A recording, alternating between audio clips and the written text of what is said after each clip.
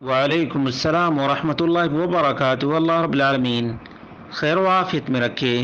سوال بڑا ہی تعجب خیز ہے کہ والدہ کا سونا کچھ زیادہ ہے تو بہنوں کا کہنا یہ ہے کہ ہم ہی بہنیں ہی آپس میں تقسیم کر لیتے ہیں کیونکہ مردوں کے لیے تو سونا حرام ہے۔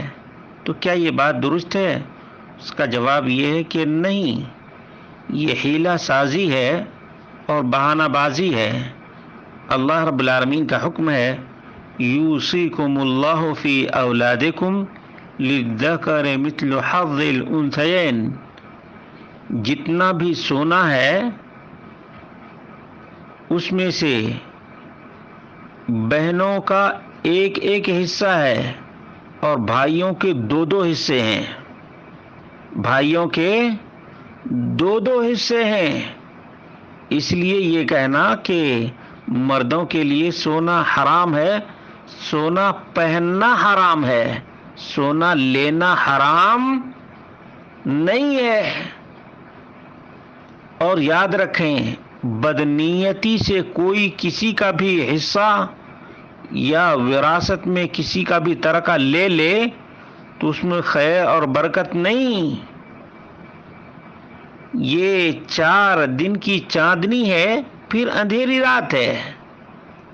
یہ مال اور دولت نہ کسی کے پاس رہی ہے اور نہ رہے گی، اس لیے اس قسم کے بہانے بنا کر کسی کا کوئی حق مارے گا تو انجام دنیا میں بھی برا ہوگا اور آخرت میں بھی بھیانک۔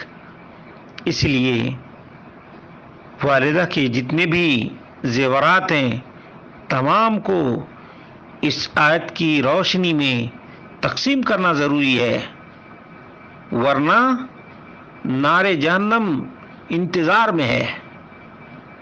اللہ اور اس کے رسول کی نافرمانی ہے۔